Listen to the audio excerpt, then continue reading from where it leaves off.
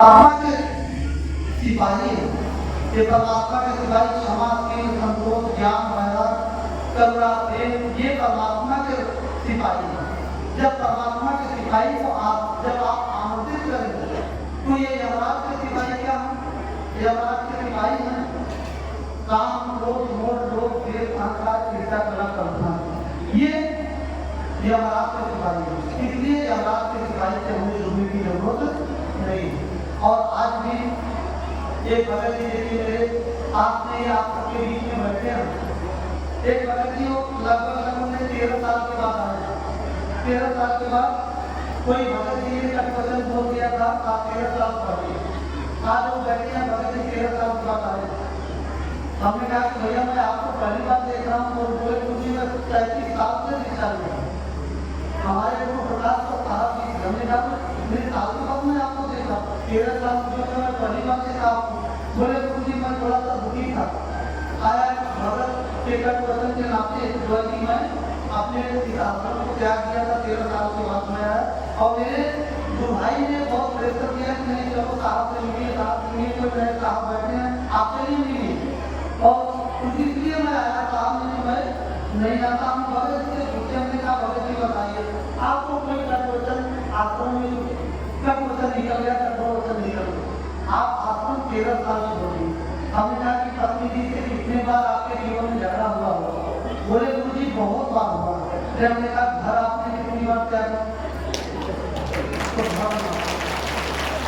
तो भगत जी गुरु जी 100 बार घर में त्यागे। आप इसलिए जो है कि अपने घर से कम महत्व आप गुरु आश्रम को दे रहे हैं। इसलिए आपने 13 साल गुरु आश्रम को त्यागा। इसलिए आप घर से कम महत्व देते हैं, परिवार से कम महत्व अपने भाई को देते हैं, परिवार से कम महत्व आप संत गुरुजन को देते हैं। इसलिए आप 13 साल आपने त्यागा। उन्होंने गलती माना और भगत जी को मैं खूब आभार व्यक्त करता हूँ। बोले गुरु जी आपके बाद ये दोबारा गलती कभी नहीं होगा। और भगत जी के लिए हृदय से खूब धन्यवाद है आपकी करें। और मैं तो समझ रहा हूँ कि शायद इसलिए भंडार करने में दूर कर दिया, भंडार कर दूर कर दिया। नहीं तो जो है कि वहाँ से जो सूरत आता बोले तो था तो आप लोगों को जल्दी होगा। इसलिए सत्संग बहुत इधर ही मनाने बाहर होना जो है कि भंडार से काफी पूरे पूरा की हवा चल रही है लेकिन यहाँ तक वो आने वाला नहीं है। और देखिए कितना हमारे दशरथ साहब उनके जितने भाई भाई दर्शन साहब के राम साहब उनके बड़े भैया जी और कितना सुंदर व्यवस्था आश्रम की किए। और मैं थोड़ा सा कभी कभी घबराता हूँ कि हमारे भक्तजन भाई सबकी सेवा करना अपना दायित्व समझता हूँ, अपना कर्तव्य समझता हूँ कि हमारे भक्तजन आए तो ये मेरा सौभाग्य है कि आप संत समाज भक्त समाज सबकी सेवा मुझे के लिए मेरा परम सौभाग्य है। लेकिन आज एक हफ्ते पहले मुंबई नगरी से त्याग करके हमारे दफ्तर साहब और आप लोगों के बीच में आए हैं। और सारी सेवा देखिए जलपान की सेवा उनके गुरु भाई सभी विद्यार्थी तो सबका जो भी सहयोगी शास्त्रों में किए कार्यक्रम में किए तो सबका नाम लेना संभव तो नहीं। इसलिए भाई कि हम सबका नाम नहीं ले सकते हैं तो सबके लिए एक बार मैं हृदय से आप सबको आभार व्यक्त करता हूँ कि जो भी तन धन मन से सहयोग कर रहे हैं जो भी दिए हैं सबके लिए एक बार धन्यवाद ज्ञापित आप लोग करेंगे। और हमारे दशरथ साहब जी जो कि बड़ी निष्ठा से सभी भाइयों को लेकर के इस आश्रम की सेवा करते हैं।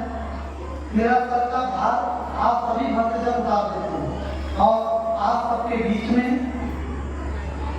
हम आपके सबसे ज्येष्ठ गुरु भाई हम तो उनका आभार करेंगे कि जितने भी आश्रम की सेवा इतना बड़ा योगदान हुआ आप लोग जो रूपरेखा देख रहे हैं आश्रम का बदल रहे हैं इसमें बहुत योगदान हमारे आप सबके ज्येष्ठ गुरु भाई जो कि आज 3-4 दिन पहले थे हमारे कानपुर के हमारे गणेश शुक्ला साहब जी आप सबके बीच में उपस्थित हैं।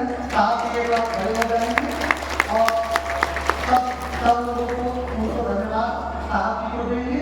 बहुत योगदान साहब जी का रहा है।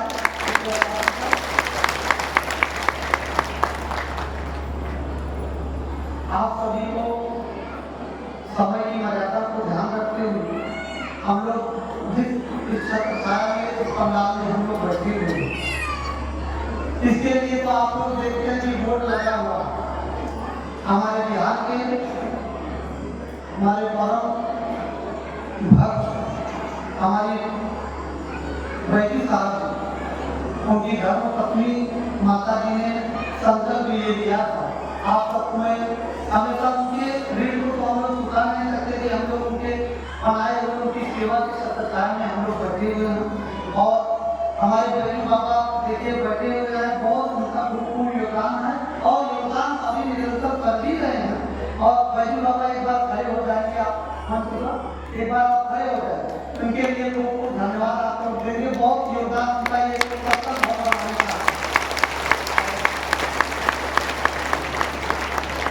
ठीक है बाबा बैठ जाइए और खूब योगदान हमारे बाबा ने दिया है और ये पूरा पंडाल का उन्होंने सत्तर बहाल का निर्माण किया और उनको आभार है। परमात्मा बहुत दया करें और इतनी बीमारी की अवस्था में भी जो है कि खूब आप उनकी सेवा करते हैं कहा और उनके लिए खूब आभार धन्यवाद है। और हम ज़्यादा समय न लेते हुए आप सबसे मैं यही कहना चाहूँगा कि बुरा जो भोजन नहीं करा बुरा नहीं लिया को और जो भी रोजा है अपना तो मुझसे बुरा नहीं। हम सब अपने जीवन की बुराइयों को अपने जीवन से निकालने का हम प्रयास करें, प्रयत्न करें।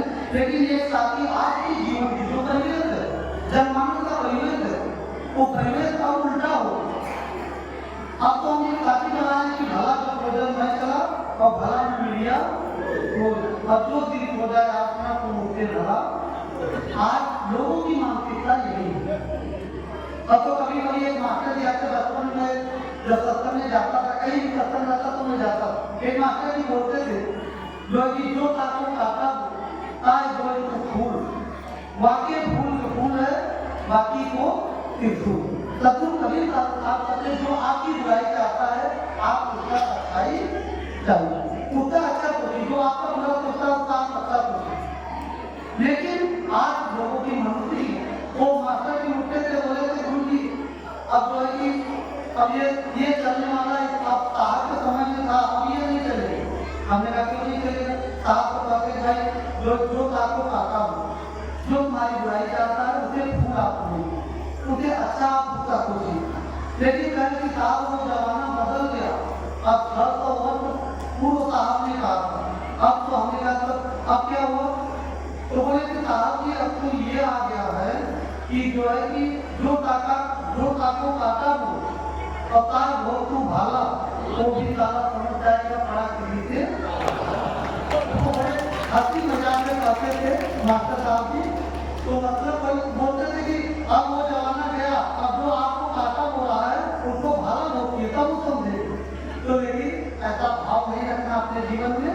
वो हमेशा लोगों को हंसाते थे गुरु भाइयों को, ये भाव आप करके अपने जीवन में नहीं रखना है। जो आपका बुरा सोचता है आप उसका अच्छा सोचिए, क्योंकि क्रिया का प्रक्रिया एक का रिएक्शन जीवन में होता है और आप लोगों का अच्छा सोचिए। और दूसरा ये निवेदन मैं करूँगा हमारे संतजनों से, हमारे साहब जी अभी दर्शक साहब जी निवेदन करेंगे, हमारे सुब्रत साहब जी निवेदन आप लोगों से करेंगे, क्योंकि जो कार्यक्रम का रूपरेखा बना है हम सबको से आग्रह करेंगे निवेदन